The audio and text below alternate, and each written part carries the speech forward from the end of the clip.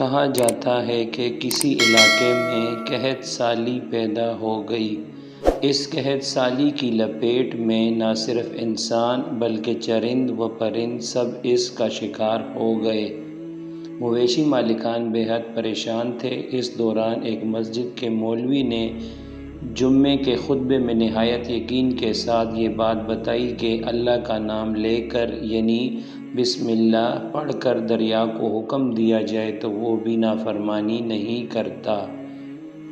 خطبہ سننے والوں میں ایک چرواہا بھی موجود تھا۔ مولوی کی یہ بات اس کے دل میں اتر گئی اور اس بات پر اس کا یقین کامل ہو گیا۔ اس نے واپس آ کر اپنی بکریاں کھولیں اور سیدھا دریا پر چلا گیا۔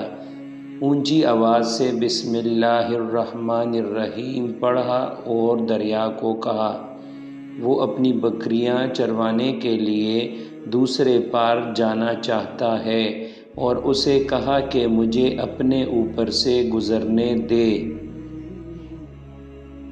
یہ کہہ کر اس نے اپنی بکریوں کو لیا اور دریا پر چلتا ہوا پار کر گیا۔ دریا کے دوسری طرف کا علاقہ گھاس سے بھرا پڑا ہوا تھا۔ درختوں کے پتے بھی سلامت تھے کیونکہ کسی کو یہاں تک آنے کی رسائی نہیں تھی۔ اس نے خوب اچھی طریقے سے اپنی بکریوں کو سیر کروایا اور واپس لوٹ آیا۔ پھر یہ اس کا معمول بن گیا کہ وہ بکریاں پار چھوڑ کر واپس آ جاتا اور شام کو جا کر بکریاں واپس لے آتا۔ اس کی بکریوں کا وزن دگنا چگنا ہو گیا۔ لوگ چونک گئے اور اس سے پوچھ کر وہ اپنی بکریوں کو کیا کھلاتا ہے۔ وہ سیدھا سادہ اور صاف دل نوجوان تھا۔ اس نے صاف صاف بات بتا دی کہ جناب میں تو بسم اللہ الرحمن الرحیم پڑھ کر دریا پر چل کر اپنی بکریاں دوسری طرف چروانے لے جاتا ہوں۔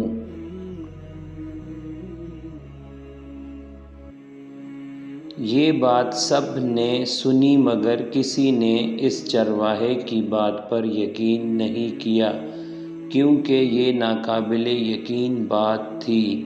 مگر بات ہوتے ہوتے مولوی صاحب کے پاس پہنچ گئی۔ مولوی صاحب نے اس چرواہے کو بلایا اور سارا ماجرا پوچھا۔ اس چرواہے نے مولوی صاحب کو ہی حوالہ بنا لیا کہ مولوی صاحب میں تو آپ کا شکریہ ادا کرنے والا تھا۔ آپ نے جمعے کے خطبے میں جو نسخہ بتایا تھا کہ بسم اللہ کہہ کر دریا کو بھی حکم دو تو وہ بھی انکار نہیں کرتا تو میں تو بس آپ کے نسخے پر ہی عمل کر رہا ہوں۔ مولوی صاحب حیرت سے اس کے چہرے کو دیکھتے رہے۔ مولوی صاحب نے کہا بھائی صاحب ایسی باتیں تو ہم ہر جمعے میں کرتے ہیں، فقط ان کا مقصد لوگوں کا ایمان بنانا ہوتا ہے۔ مگر بکریوں والا ڈٹا رہا کہ میں تو بس بسم اللہ کہہ کر پانی پر چلتا ہوں اور بکریوں سمیت پانی پار چلا جاتا ہوں۔ آخر کار مولوی صاحب نے صبح خود یہ تجربہ کرنے کی ٹھانی جسے دیکھنے چرواہے سمیت پورا علاقہ بھی آ گیا۔ مجمع زیادہ تھا۔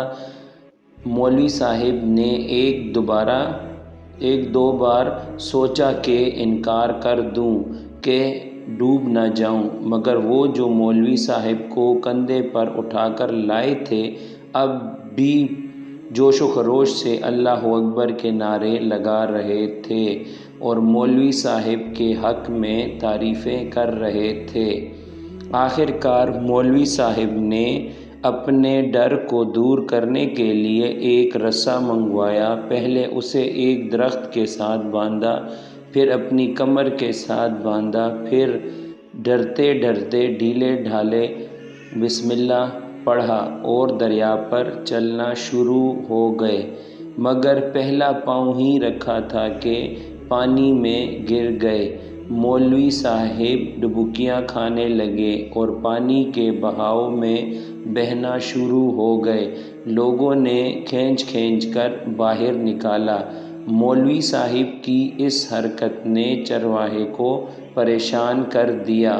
مولوی صاحب کی بسم اللہ کو یہ کیا ہو گیا ہے، کیونکہ اس کا یہ روز کا معمول تھا۔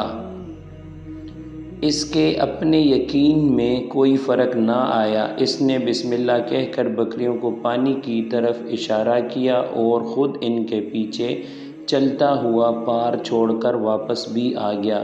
لوگوں نے اسے ولی اللہ سمجھ رہے تھے اور اس کے حق میں نعرے لگا رہے تھے، مگر وہ سب سے بے نیاز سیدھا سادہ انسان تھا۔ وہ مولوی صاحب کے پاس پہنچا اور کہا، مولوی صاحب، میں آپ کی بسم اللہ کی تعریف سے کافی پریشان تھا، مگر پانی پر چلتے ہوئے مجھے آپ کی بسم اللہ کی بیماری کا پتہ چل گیا۔ اس چرواہے نے درخت سے بندھی رسی کی طرف اشارہ کیا اور کہا، مولوی صاحب، یہ ہے آپ کی بسم اللہ کی بیماری۔ آپ کی بسم اللہ کی برکت کو یہ رسی کھا گئی۔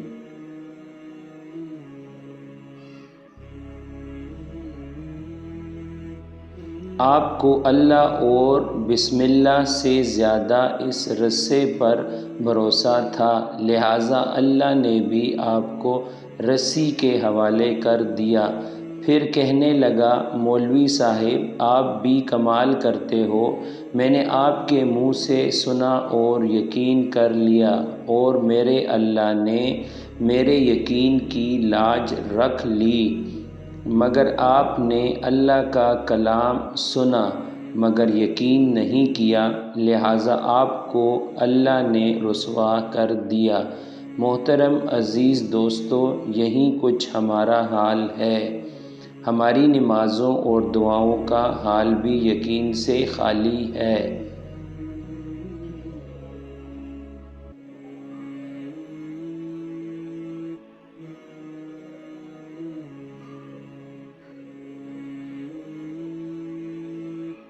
اگر آپ کو یہ سٹوری اچھی لگی ہو تو میری ویڈیو کو لائک کریں اور سبسکرائب کریں اور اپنے دوستوں کے ساتھ شیئر کریں۔